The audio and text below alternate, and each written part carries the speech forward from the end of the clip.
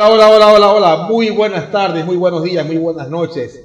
Desde donde nos estén viendo con nuestro podcast Cuéntamelo Todo, donde le damos vida a la historia. El mejor podcast ecuatoriano. Hoy tenemos la agradable visita, un invitado de lujo, como siempre, Luis Ernesto Cordero Ramos. ¿Quién es él? Un guayaquileño que desde hace aproximadamente 10 años se dedicó a la grata tarea de coleccionar postales, pero lo hizo de una manera audaz, anticipado en el tiempo, de manera virtual. Empezó a guardar estas postales en una computadora y hoy tiene aproximadamente 800 o más postales que están debidamente registradas.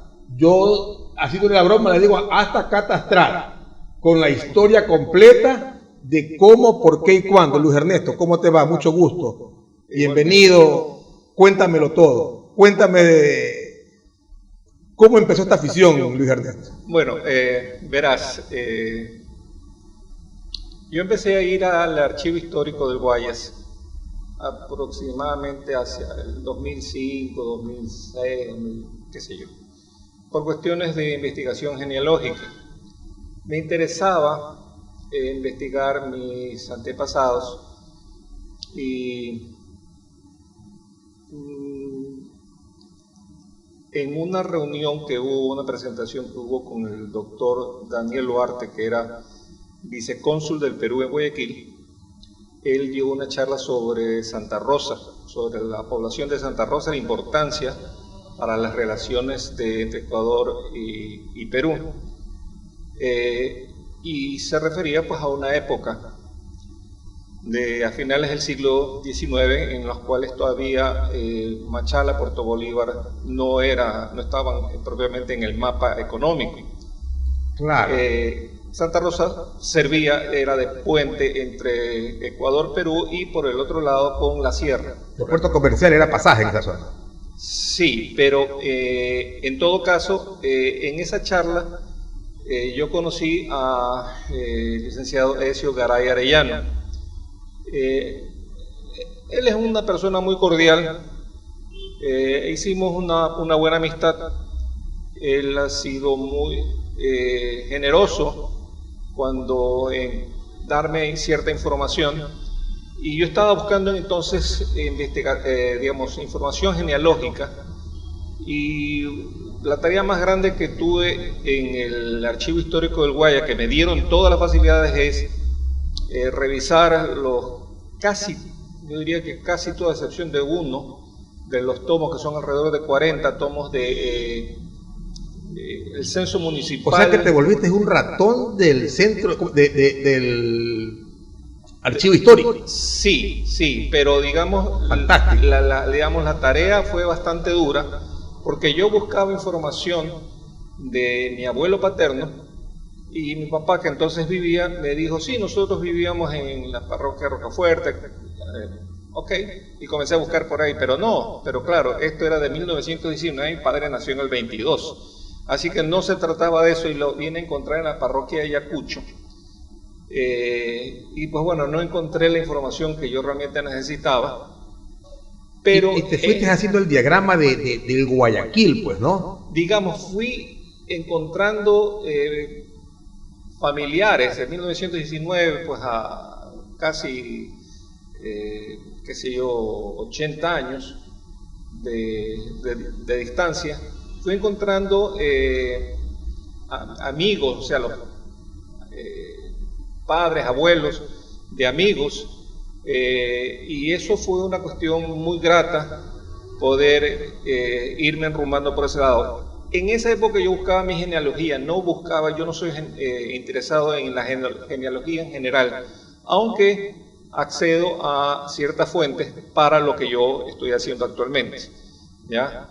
Eso derivó a que comenzara a ver que había un fondo fotográfico, y yo siempre buscando la parte genealógica, porque mi bisabuelo fue intendente de policía aquí del Guayas en 1887. Y entonces... ¿Cómo se llamaba tu bisabuelo?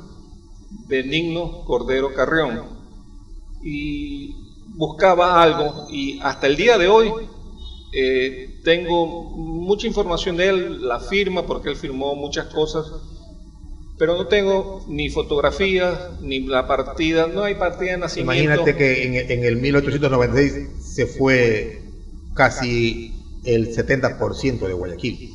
Sí, en el 96, efectivamente. Pero bueno, y eso me llevó a seguir ampliando mi interés. Y encontré en internet, especialmente en Facebook, que habían páginas como La Memoria de Guayaquil, que tenían fotografías. Entonces al comienzo yo comencé a coleccionarlas, pero sin ponerles ninguna información adjunta. Eso fue creciendo y de pronto comencé ya a hacerlo de una manera más adecuada. Ordenada.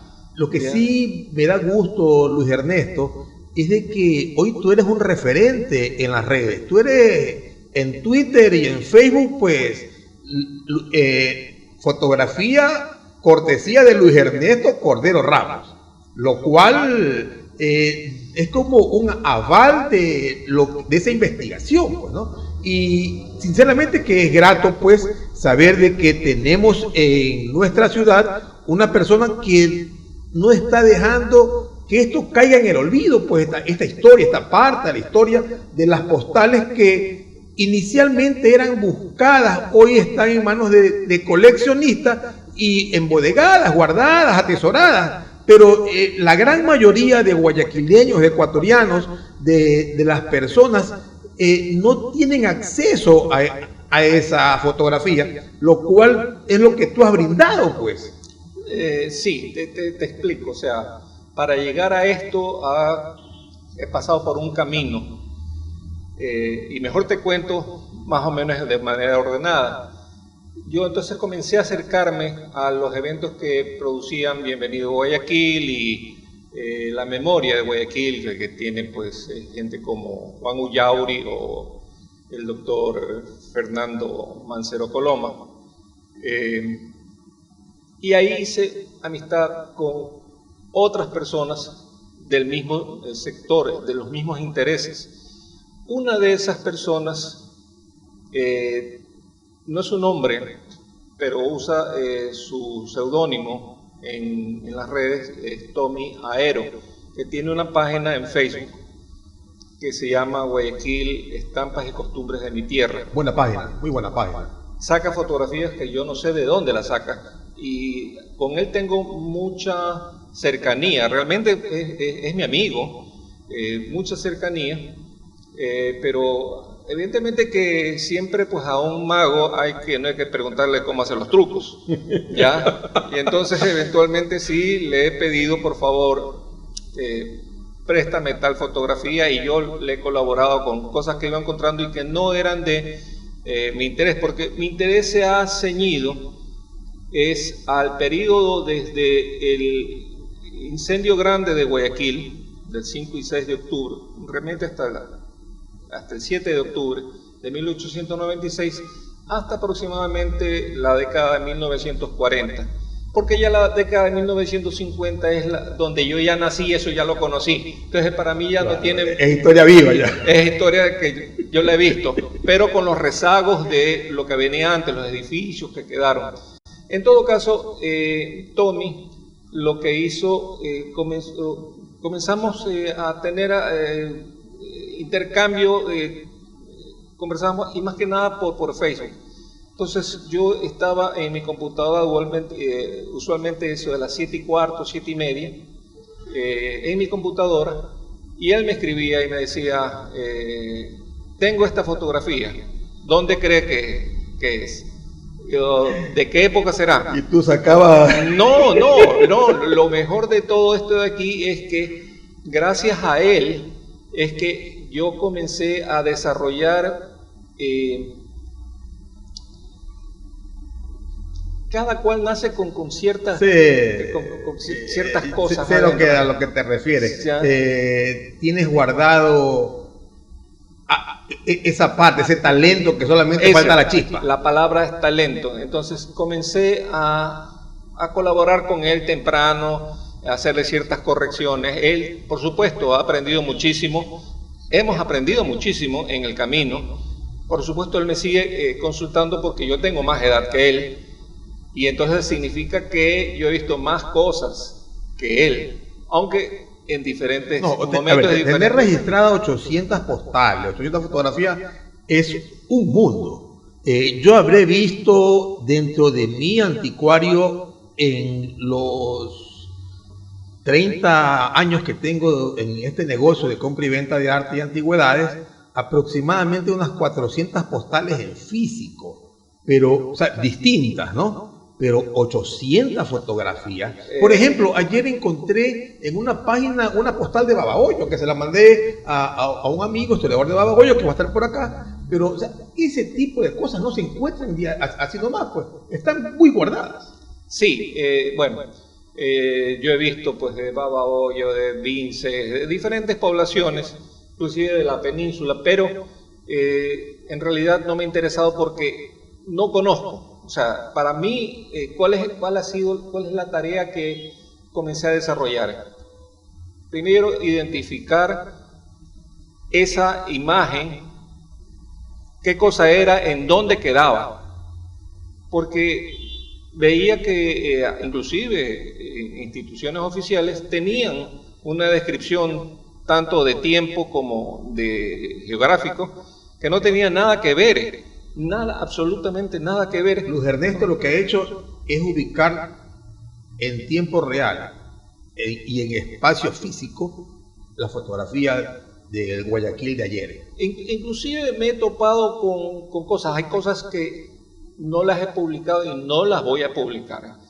Me refiero en internet, porque evidentemente necesito conservar cierta información y ciertas imágenes, porque el proyecto que yo tengo es el de hacer publicación de libros. Ya vamos a hablar de tu proyecto. Ok, pero en todo caso, digamos, este talento que estaba ahí venía alimentado por las conversaciones que yo tuve con mi abuelo cuando yo era un niño. Mi abuelo murió, mi abuelo paterno vivía en la casa de nosotros.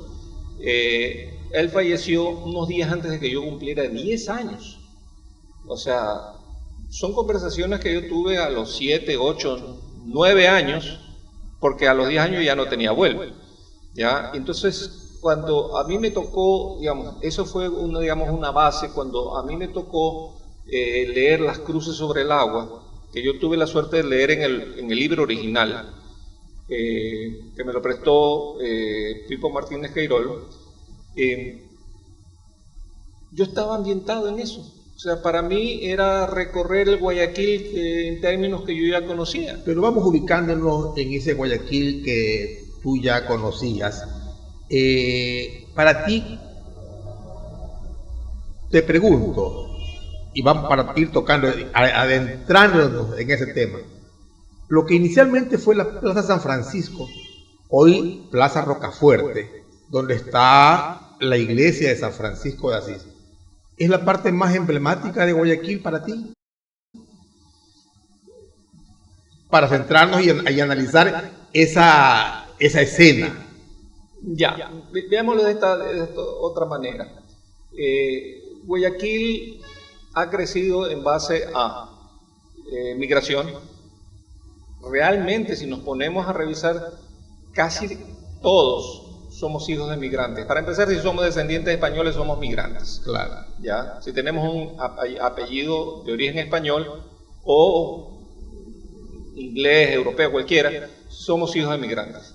Inclusive dentro de lo que es el mismo país, yo tengo el caso de mi abuelo paterno nació en Lima, la esposa de mi abuela nació en Piura, pero con relación a Ecuador, tenía relación a Ecuador. Por el lado de mi mamá, mi abuelo nació circunstancialmente en Naranjal, el padre de él era de Guayaquil, la madre colombiana, y mi abuela materna nacida en Pimocha, ¿ya? Viteri Sotomayor, y los Sotomayor eran del sector de Vinces. Pero en todo caso, si yo me pongo a ver mis raíces, mis 4 abuelos nacieron fuera de Guayaquil, por las circunstancias que hayan sido, ¿ya? Y así creo que hay mucha gente que, y por no decir casi todos, que tienen esas raíces. Entonces, Guayaquil, para mí, esa es una de las fortalezas que ha tenido, la migración que ha llegado acá, sea dentro del país como de afuera, y por lo tanto también una ciudad comercial marítima, a pesar de ser de río.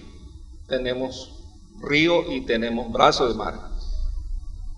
Para mí lo emblemático, y es algo que hay de diferentes épocas, fotografías tomadas desde el Cerro Santana. Hay una de ellas que es del año 1905, aproximadamente, porque las fotografías hay que aproximarlas de acuerdo a lo que se ve. Se ve desde el Cerro Santana hacia el sur lo que era el Guayaquil que había resurgido ya del incendio de 1896. Después del incendio del 96. Que fue una cuestión casi milagrosa, porque claro, si bien tomamos en cuenta que es desde la calle Aguirre hacia el norte, se quemó hasta Las Peñas, arrasó con la cervecería que había entonces, y que después tuvo que ser vendida para levantar, en definitiva, lo que hoy día consideramos. El gran incendio, lo único que se salva era el único monumento que existía en Guayaquil, el de Vicente Rocafuerte. Y que casi se cae porque estuvo inclinado, casi se derrite. Casi se derrite. De hecho, había una historia de que, por ejemplo, los restos de Olmedo que estaban en la iglesia de San Francisco desaparecieron, como de tantas otras personas pudientes. Era costumbre que la gente pudiente, los próceres, estos talentos guayaquileños, sean enterrados en las iglesias, en la catedral. En la catedral de aquí todavía hay... Sí. Bueno, pero para no apartarnos del tema, ese Vicente Rocafuerte, ese monumento en plena Plaza San Francisco en aquella época, pues, ¿no? Inaugurado en 1879, pero la fecha de inauguración, si mal no recuerdo, es 11 de enero de 1880. El acto oficial, pues, ¿no? Porque fue colocada el 24 de diciembre, o unas fechas en diciembre del 79. Pero eso es lo único que se salva, y como es verdad lo que tú dices, queda un poco ladeado, ¿ya? Y esa fotografía que tú dices de norte a sur, y el incendio va de sur a norte, ¿ya? En que se arrasa con todo. Arrasa con todo y arrasa... Estamos hablando del gran incendio de 1896. Así es. Mi abuelo me contó su anécdota de ahí. Ellos no vivían, él vivía con el padre, el hermano, vivían con el padre. No recuerdo dónde, o sea, no me dijo dónde, pero evidentemente que no era en el sector del incendio. Pero lo que hizo fue anda a ver a la casa de tu abuela, la madre de él, y dice, en el camino yo me fui entreteniendo con estos edificios que ardían y que era una cuestión dantesca, en pleno día, ¿no? O sea, va para allá. Claro, cuando no fue a la velocidad que debió haber ido, cuando llegó ya la abuela había sacado sus bártulos a la calle y había perdido su mobiliario, lo que había tenido en su casa. Pero en todo caso, arranca de la calle Aguirre, en toda la esquina con Malecón, y lo que, para ubicarnos en tiempo y espacio, donde se inicia hoy la gobernación del Guaya. Al frente. Correcto. Al frente. La gobernación la protegieron porque en esos días iba a haber una convención con Eloy Alfaro que estaba, digamos, como líder desde un año antes. Y por eso se tejieron una serie de historias que nunca se pudo comprobar nada. Inclusive el incendio fue provocado por unos comerciantes judíos. Yo seguí la pista de estos comerciantes. El uno fue a dar a Lima, o sea, los dos fueron detenidos, pero no pudieron probarle nada. ¿Qué podían probar? Si ahorita no le podrían probar nada. Claro. En esa época, peor todavía. Y no era raro que ciertos almacenes tuvieran bidones de combustible adentro, ¿no? Entonces se encendió una chispa, no había luz eléctrica, no era un cortocircuito. Eso pudo haber sido cualquier cosa. Entonces decían que era provocado. Fueron detenidos estos señores. El uno fue a dar a Lima, donde aún tiene descendencia, Manasevitz, y el otro permaneció en Guayaquil, y encontré con que 30 años más adelante tenía un juicio por un asunto de contrabando de joyas, alguna cosa de eso. Pudo haber sido un hijo, pudo haber sido él, pero en todo caso era gente que había llegado unos pocos años antes. Otra parte interesante de esta anécdota de este incendio de 1896 es que la gente sacaba las cosas de sus casas y llevaba a la Plaza Rocafuerte, que cuando llegan las llamas es lo que hace y produce el gran incendio. Sí, a ver, tenemos con que había la brisa que venía del río, eso ayudaba a esto. ¿Cómo habrá sido de intenso el incendio y cómo habrá sido de rápido la propagación? En 2 días. Sí, 70 manzanas, si mal no recuerdo. No recuerdo el dato exacto de las manzanas, pero de Aguirre hacia el norte llegó hasta Las Peñas, y por el oeste llegó más o menos hasta la calle El Morro. O sea, ahí digamos que se fue, perdón, estoy hablando del Morro, estoy hablando de Rumichaca, por ahí. Morro, Chanduy, hoy Rumichaca. Sí. Pero tanto es así que la bomba salamandra, que todavía queda, pues la actual, queda frente a la Plaza Rocafuerte. Antes quedaba a un costado de la iglesia, ¿ya? La calle Vélez, ese tramo estaba cerrado como está cerrado ahora, que es peatonal, y que después del incendio reubicaron la bomba salamandra a donde está actualmente y abrieron la calle Vélez, ¿ya? Pero sí, hasta las estaciones de bomberos se quemaron. Podemos entender cómo habrá sido esto de aquí. Y esto fue creciendo, que ya en la parte en que llegaban al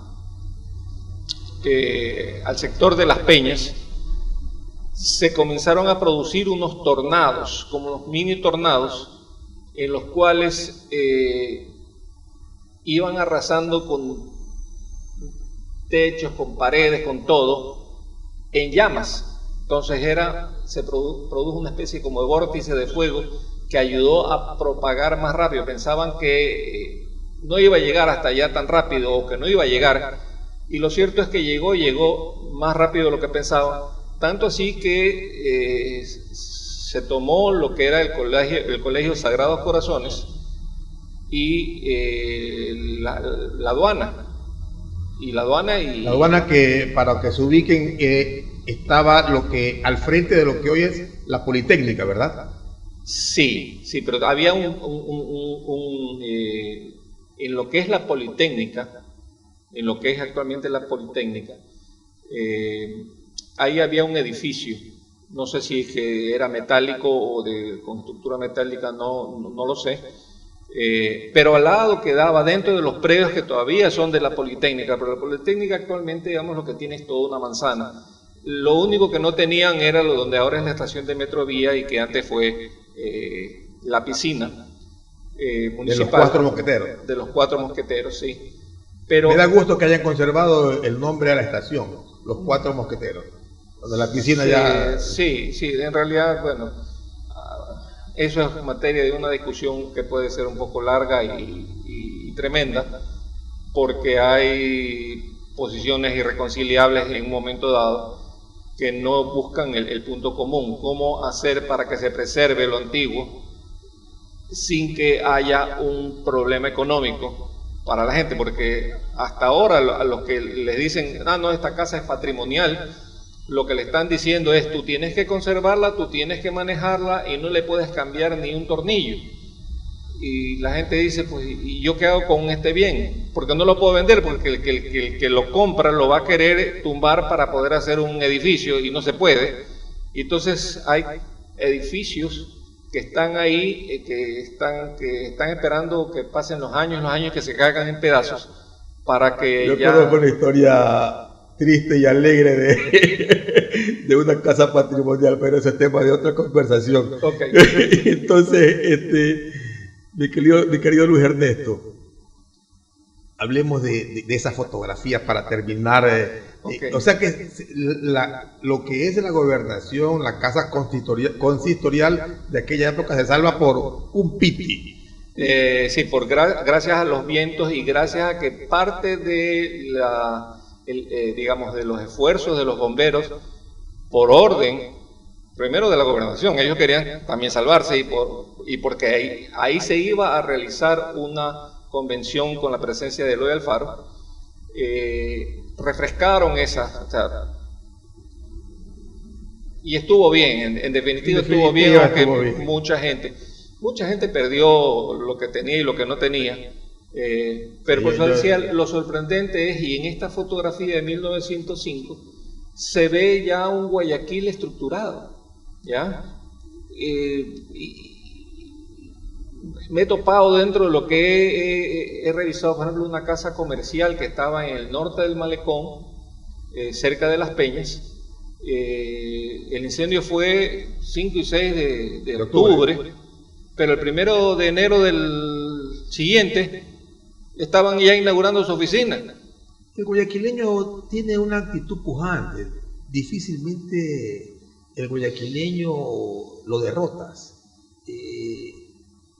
Cuando Carlos Julio Arosemena Monroy dijo, ser guayaquileño es tener una actitud ante la vida y una resolución ante la muerte, define al guayaquileño. Definitivamente.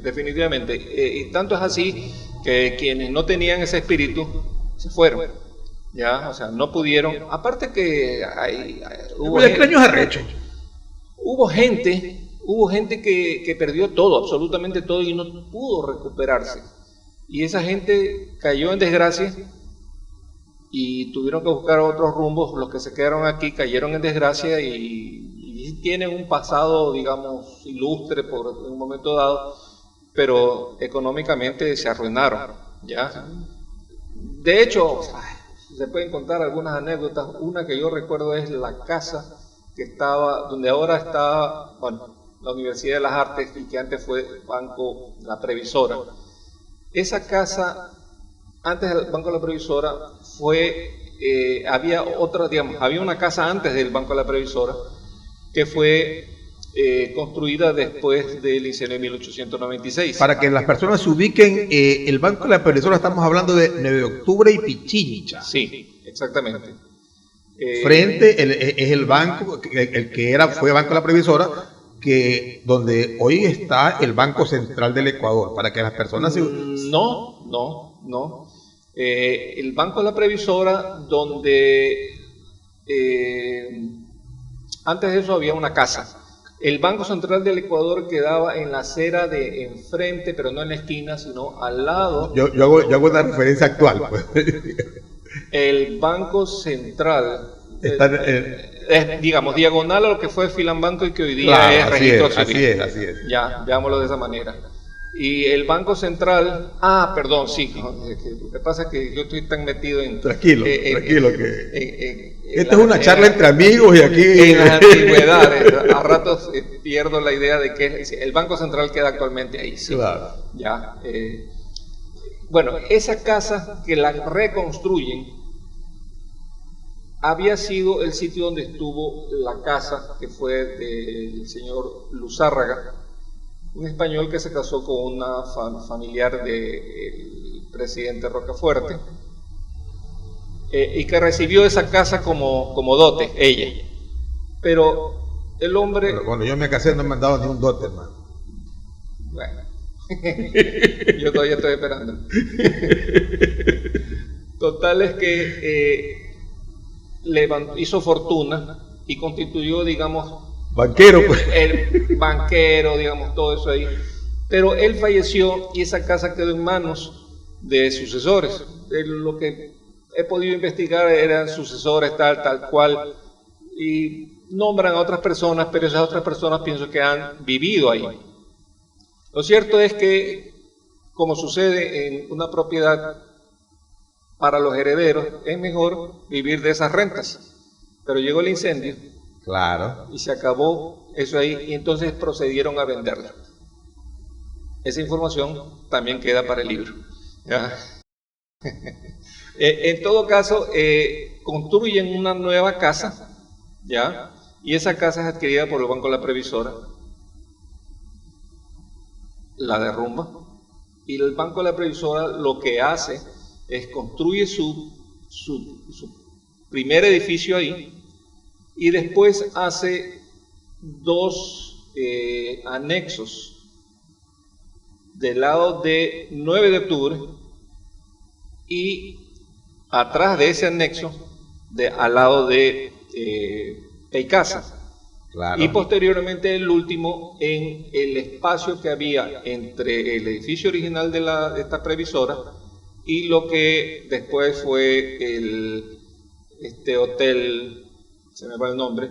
Había un hotel, que todavía está ese edificio, un edificio grande, que era de la gente del Banco del Pacífico, y en medio había una casa. Esa casa también la compraron finalmente y la convirtieron en un anexo del banco. El banco en sí, ese edificio, en realidad son 4 partes. Son 4 propiedades que hicieron una sola. Así es, y mientras estuvieron haciendo la segunda y tercera parte, para no interrumpir, el Banco de la Previsora fue a dar a lo que fue el Banco del Ecuador, que estaba al lado, ahora es un solar, ahí al lado de lo que es actualmente el registro civil, del lado de Pichincha. ¿Ya? Qué interesante esos registros que tú tienes. Por eso yo digo, los tienes hasta catastrados. ¿Sabes qué? En realidad mi idea original era basarme en el registro de la propiedad, pero para ir al registro de propiedad tienes que llevar el registro catastral. Claro. Y para eso tienes que ir al municipio a dar la dirección completa y a solicitar. Si yo quería hacer inicialmente un libro de 200 fotografías, hubiera tenido que recurrir a 200 cédulas, a 200 registros. Con eso ir a solicitar, y cada uno de esos cuesta $15. Imagínate. Ya, solamente en inversión, aparte de tiempo, investigación, era de $3,000 solamente en registros catastrales por 200 fotografías. Para una investigación que va a quedar para la ciudad y el país, del cual no tienes beneficio. Los invito a sintonizarnos en el mejor podcast ecuatoriano, Cuéntamelo Todo, donde le damos vida a la historia.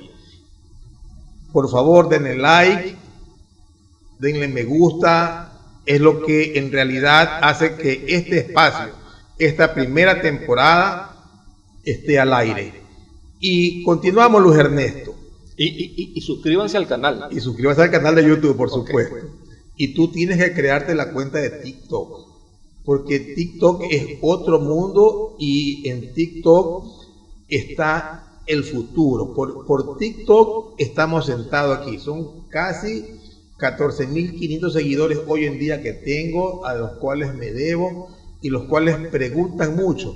Y una de las preguntas por las cuales te invité aquí a este diálogo, a esta conversación, pues esto no es una entrevista, a este podcast, fue esa, de que la gente está interesada en conocer nuestro pasado. Hay 30% de niños que tengo entre 8 y 16 años que quieren saber ese Guayaquil, no quieren dejar morir ese Guayaquil, quieren conocer ese Guayaquil. Ese monumento que fue inaugurado en 1880, No, yo no sabía esa parte de que los monumentos miraban hacia el este. Tenían que tener una mirada hacia el este.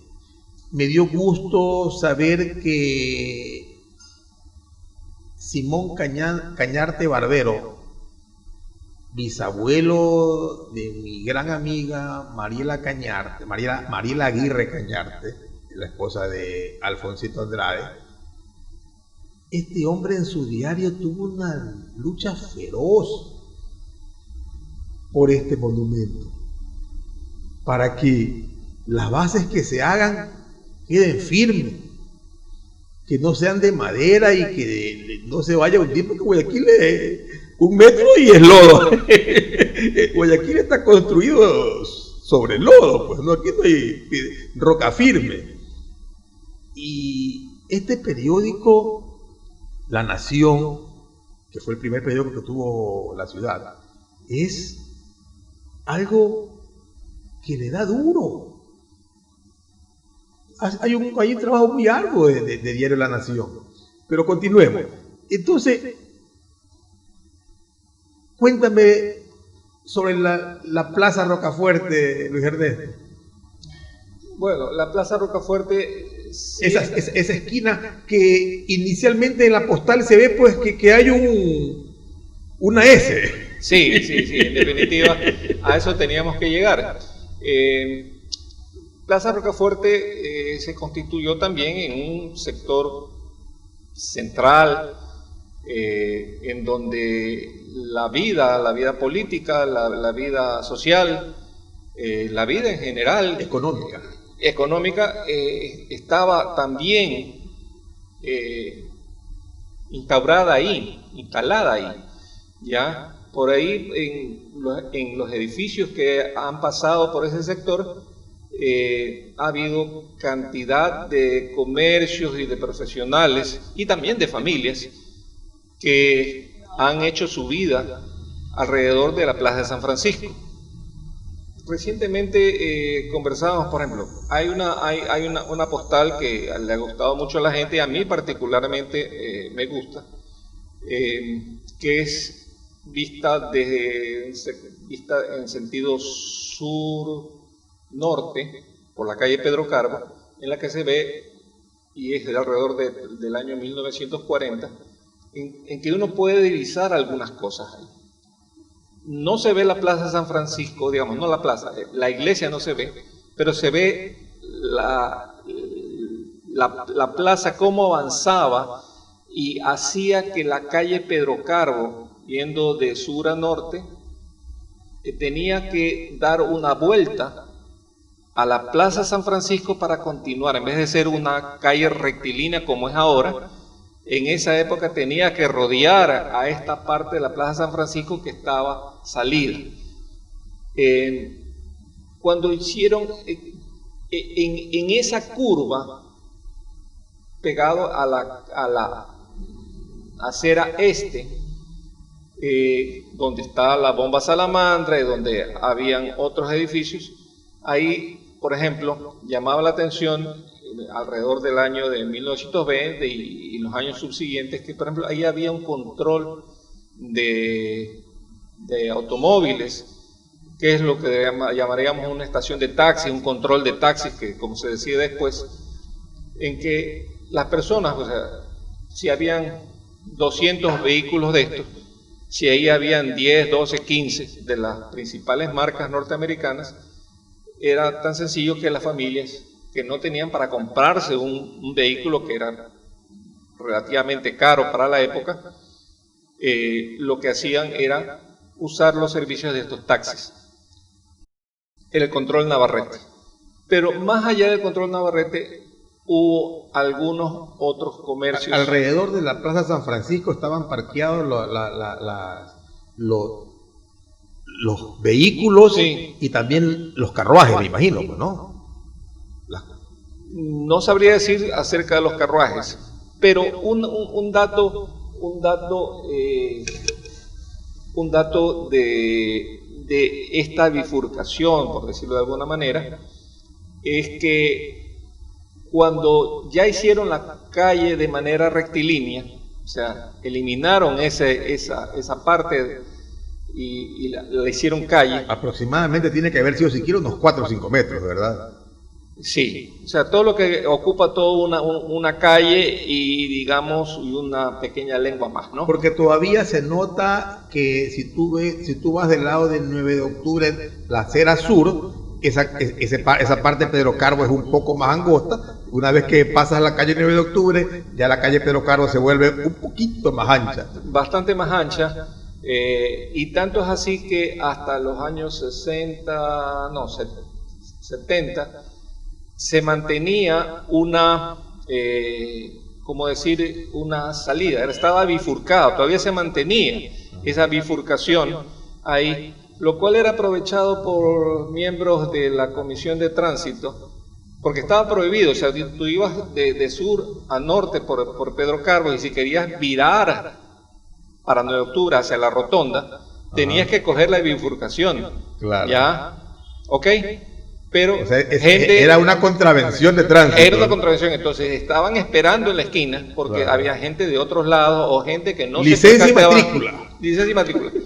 Y giraba a la derecha, ahí mismo. Ahí le caía la ley. ¿Ya? Eso yo lo he visto. Eso yo sí lo vi. Entonces, hay la vida que transcurrió alrededor de la plaza de la plaza Rocafuerte, o sea, frente a la iglesia de San Francisco, aparte de las diferentes construcciones o remodelaciones que tuvo la iglesia y la plaza en sí, también ha sido el que el monumento de Rocafuerte ha tenido movimientos dentro de la plaza, lo mismo que la pileta que había ahí. Jack the Ripper, un periodista que José Antonio Campos, que escribía con el seudónimo Jack the Ripper, hizo un editorial muy fuerte. Aquí en Guayaquil los monumentos tienen ruedas. Y Jack the Ripper, José Antonio Campos, estuvo pues en la inauguración del monumento a Rocafuerte. Y dentro de su editorial, dice, ¿cómo va a ser posible que lo tengan tendido mirando a las estrellas a Rocafuerte? Hasta que lo colocaran en el sitio que lo colocaron. Sí, pero digamos, ese ha tenido poco movimiento. Pero no dejó de tener su... Aparte que fue el primer monumento que tuvo Guayaquil en realidad, ¿no? Sí.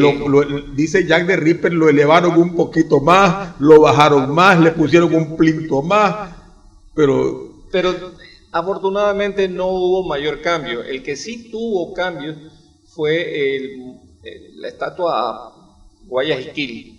No, pero esa se lleva el premio. Esa es viajera, ¿ya? Porque esa estuvo en Tomás Martínez y Rocafuerte. De ahí estuvo frente, en el malecón, al frente del municipio. El Paseo de las Colonias. En el Paseo de las Colonias. De ahí la hicieron saltar y la mandaron a la Avenida de las Américas. A la Avenida de las Américas, pero no en el cruce con la Plaza Dañín, no, ahí no estuvo. Estuvo más allá, en otro redondel. De ahí la hicieron saltar a la entrada digamos, en una forma absurda, en un pedestal, y se ridículo. Sí, una cuestión, esto que era en vivo, a la altura nuestra, era una estatua, digamos, de tamaño real, sobre un pedestal frente a un puente. En una alcaldía de ingrata recordación.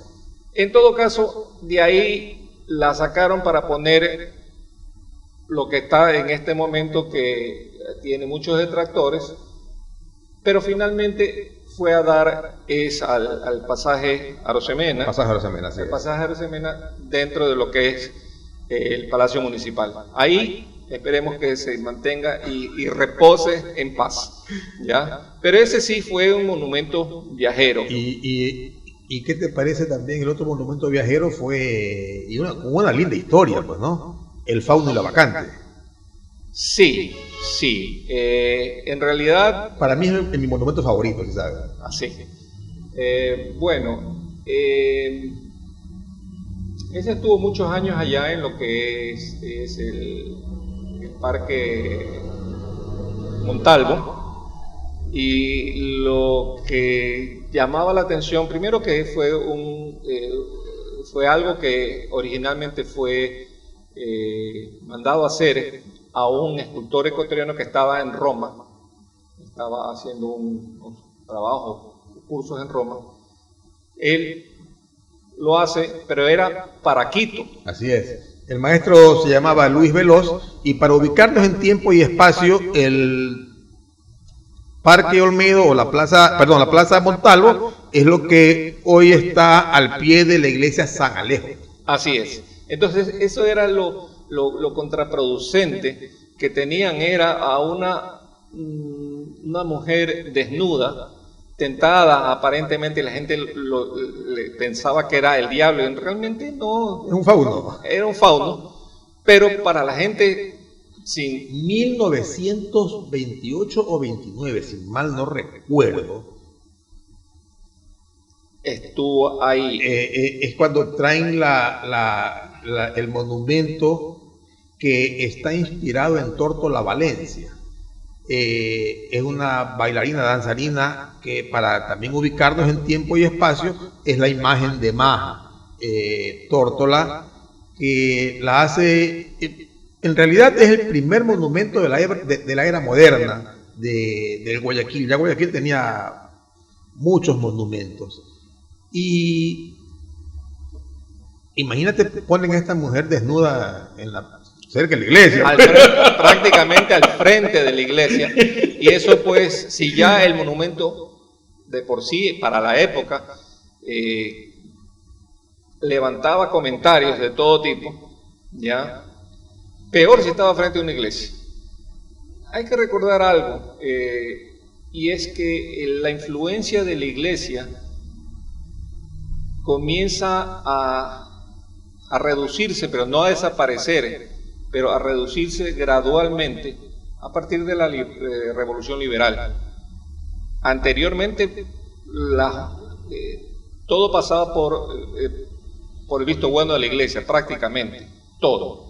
Y la gente tenía cosas que decir en relación a la política y a las cuestiones de la iglesia, ¿ya? Porque esa era la vida, no era la política en función a lo que se conoce ahora, era otro tipo de política. Entonces, ese monumento, con el pasar de los años, fue a dar a donde está actualmente. Actualmente reposa frente al Hotel Ramada, en lo que se conoce como el Malecón 2000. Ahí reposa actualmente el monumento de El Fauno y la Bacante, un monumento que debería ser visitado y es muy visitado, muy concurrido, porque yo las veces que he ido siempre es muy admirado, trabajado en mármol blanco estatuario, y que los quiteños no se atrevieron a llevarlo al sitio para el cual fue contratado. Sí, era un problema de la época. Imagínate, ¿no? que eso es lo que me da gusto, ¿no? Aquí hubo quien puso la plata y quien la compró rapidito, pues. Claro. Si era por plata no faltaba. Aquí en Guayaquil se han resuelto muchos problemas. Así es. Pero ese no ha sido el único viajero. Ha habido otros dos. Cuéntamelo todo. Ya, el uno es el monumento que hay para Sebastián de Benalcázar, que estaba originalmente en la calle Rocafuerte, al concluir a lo que ahora es la calle Luzarraga. Ya, correcto. Ya voy a hablar al respecto de eso, con respecto a otro monumento de ahí. Eso fue llevado a lo que es ahora el Parque España, que también se lo conoció como Parque Infantil, pero también con una mujer sin paños, ni siquiera menores. ¿Ya? Pero en fin, y también frente a una iglesia. ¿Ya? Okay. Por si acaso, el Parque España es el parque que está ubicado en Chile, Eloy Alfaro, Chimborazo, y la otra calle creo que se llama... perdón. Chile, Chimborazo, Portete es la otra calle, y la de acá se me pasa. Portete y General Gómez. Ese es el Parque España. Ahí reposa actualmente Orellana. Benalcázar, perdón. Sí. Al lado de ese, allá en la calle Rocafuerte, estaba el de Francisco de Orellana. Y esto trae una historia, o sea, y corresponde a las calles. Si vamos de sur a norte, la calle actualmente se llama Luzarraga, anteriormente se llamaba Orellana, y la que sigue es Imbabura. Correcto. Hasta ahí estamos bien. Pero ¿qué pasó? Que como terminaba al final de la calle Luzarraga, de lo que ahora es Luzarraga, y que antes era Orellana, entonces dicen, vamos a cambiar los nombres, porque originalmente se llamaba Imbabura. Y entonces era Imbabura, yendo hacia el norte, Orellana. Pero justo al final de Imbabura estaba el busto de Orellana. Entonces dijeron, no, vamos a cambiar. Y cambiaron, invirtieron el nombre de las calles. Para quedar bien con todos. Sí. Y lo peor de todo es que sacan el busto, los dos bustos los despachan, el uno para el sur y el otro lo mandan es a la Plaza Colón. Y allá está, hasta el día de hoy, el busto. Medio olvidado, ¿no? Sí, así es. Pero en todo caso, se produjo esto y poca gente lo conoce. Y yo no lo conocía mientras no me interesé en los edificios que había en el sector y ubicando. Hay un libro muy importante que yo uso, que es del año 1937, de un señor Matamoros, que son las calles de Guayaquil. Y entonces no es solamente que habla de las calles, sino que habla de la historia de la calle y de cómo se llamaban antes y cómo fue el cambio, en qué momento hacen el cambio y indica la fecha en el cual se hace, digamos, el municipio toma la decisión. Para ir cerrando este podcast, ahora sí, tu proyecto, ¿qué es lo que en realidad tienes pensado? A ver. Eso de que te guarda información, porque no hay que soltarla toda, pues, ¿no? Así es. Pero tienes que enamorar a la gente y por lo que y te digo, o sea, en TikTok haz los videos, usa la claqueta en un visor y te va a ir muy bien. Son las nuevas herramientas. Yo estoy en Twitter, que de todas maneras, siendo moderno, Instagram es un problema técnicamente para mí. Es que tienes que usar las nuevas herramientas. Yo sé, para poder llegar, digamos. Sin embargo, que usando Twitter tienes como 6.000 seguidores, ¿no? No, 4.200 y siguen subiendo. Y esto es que he completado al día de hoy como 255 publicaciones, o sea, no tengo un año en esto de aquí. Esto ha ido subiendo. Lo bueno, Luis Ernesto, es de que tú eres constante y hoy ya eres un referente. No se puede usar una postal de Guayaquil, no se debería usar una postal de Guayaquil y no se está usando una postal de Guayaquil sin tus referencias. Ahora, lo bueno de todo es que tienen que darte el crédito. Sí, hay cosas. Bueno, pero hablemos de tu proyecto, no nos metamos en. Hay cosas al respecto, en que, bueno, hay personas que quieren sus 5 minutos de fama. De 5 minutos con de fama, historia ajena. Visto, y digamos, yo mejor, ¿sabes qué? No me hago mala sangre, que han cogido la fotografía, mi texto y lo publican como cosa suya.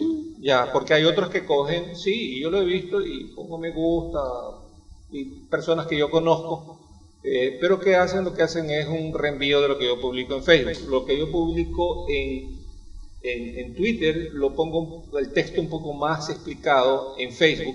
Deberías sacarte tu TikTok y la página de Facebook donde hagas videos y pienso yo, voy a conversar con mi hija que es la community manager para ver si te tenemos por lo menos una vez en cada temporada como un invitado. Lo mismo se lo quiero proponer a Ezio. Pero tu proyecto es hacer un libro. Ya, ok.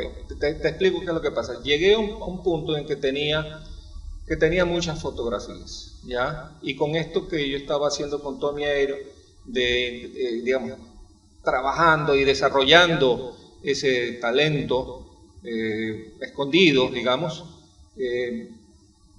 se me ocurrió con que había algo que otras personas no sabían, digamos, nadie se quiere meter a hacer un trabajo como el que yo he hecho, en el sentido de establecer la identidad de la fotografía, o sea, dónde está, dónde queda, y de ser posible, tratar de ver más o menos en qué tiempo es, de qué época es.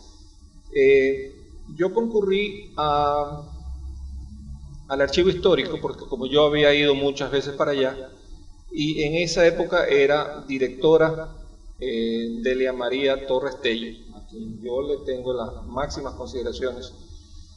Un día mi madre recién había fallecido y yo pasaba cerca, y esas cosas de repente se hicieron, digamos, una realidad en mi mente. Y me metí al archivo histórico y audazmente pedí hablar con Delia María, y nos conocíamos, digamos, quizás de vista, pero no había más relación. Entonces yo le dije que lo que yo quería hacer era usar 200 fotografías del archivo histórico, del fondo fotográfico, y que si me podía ayudar, y una conversación que hubiera podido ser de 5 o 10 minutos, se convirtió en una conversación de más de una hora. Le interesó y me ofreció toda la ayuda hasta el día de hoy. Yo pedí que me concedieran, digamos, 400 fotografías que yo escogí, de las cuales iba a tomar 200. Pero, ¿qué es lo que sucedió? Que vino la pandemia. Llegó la pandemia, entre lo que yo estaba desarrollando. Nos guardamos todo. Y tenía que seguir haciendo y se convirtieron en 400. Y se convirtieron en 600. Y ya ahí sin investigación en archivos, sino en investigación por lo que yo había fotografiado en toda la etapa anterior, antes de que pensara yo en cualquier cosa de estas fotografías. Yo había... Y hoy ya son 800.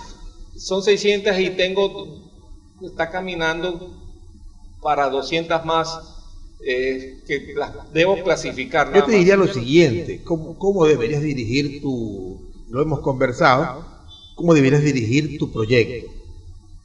Un libro en físico, otro libro virtual, con una edición especial, un tiraje virtual, numerado, en el que no se pueda craquear, para usar las palabras actuales, y un tercer libro dirigido especialmente a quien lo desea. Yo sería uno, con tu autografía, con tu autoría. Vaya, pues se me fue con la dedicatoria especial, ¿no? Dirigido con 3 costos diferentes. Y ten la plena seguridad de que venderás, así como las entradas para Daddy Yankee, para Maluma, para todos estos reggaetoneros, del cual también soy aficionado. Entonces, para todos estos reggaetoneros, así mismo se venderán estos libros como pan caliente. Hazlo. Sí, métele ganas. Sí. En eso estoy. Y esa es una de las razones por las que yo comencé a publicar en Twitter. O sea, hacer un pre-marketing. Del cual solamente hay una parte de la información. Porque...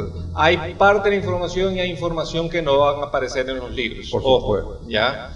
Porque yo me voy a centrar hasta el año 1940 y yo he publicado hasta de los años 50 o más. ¿Ya? Sin embargo, que el público sí quiere saber de más adelante, y por eso es que de los 3 tomos de 200 fotografías cada uno, debe haber un tomo adicional en el cual ya me salgo del patrón de los 3 primeros tomos, y ya no hago un recorrido geográfico, porque no es solamente ubicarlos en el sitio, sino empiezo en una parte de Guayaquil y comienzo a irme por esa calle. O sea, y doy la tranquilamente vuelta, puedes hacer un recorrido virtual ahí. hago un recorrido virtual. Yo arranco por Guayaquil Malecón, tranquilamente en el metaverso.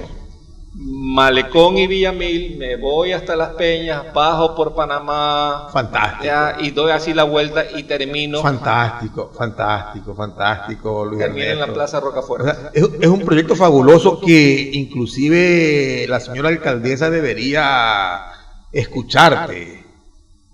Sinceramente, la ciudad debería escucharte, por supuesto, pues tú conservas tu autoría. Pues.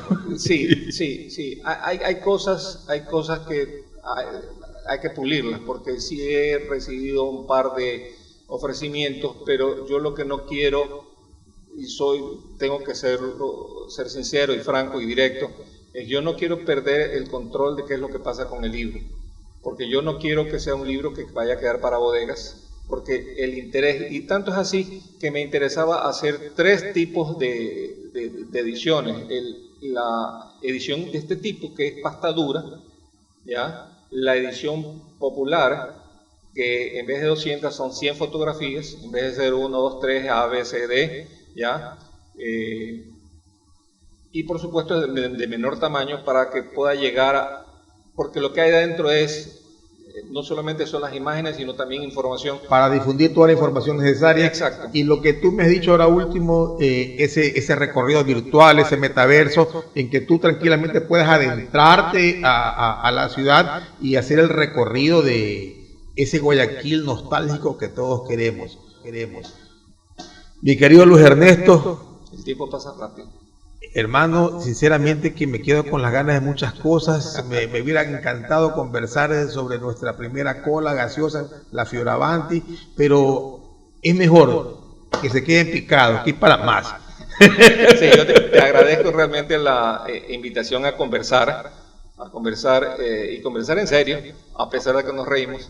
Pero, es que de eso se trata, pues. Sí, pero una conversación de un tema y la próxima serio. vez con una botella de vino. Bueno, yo soy abstemio, ya soy una botella de vino sin alcohol, que también las hay. Ya, pero puede ser una de esas colas, pero no las que tú coleccionas porque esas son añejas. Ya, una cola actual. Entonces, Luis Ernesto, te agradezco infinitamente, un abrazo. Invito a todas las personas, a todos nuestros seguidores, a que disfruten este podcast con el que he conversado hoy. Luis Ernesto Cordero Ramos, sinceramente, un hombre que no es historiador, un coleccionista, un aficionado que ha hecho de la historia de Guayaquil una realidad.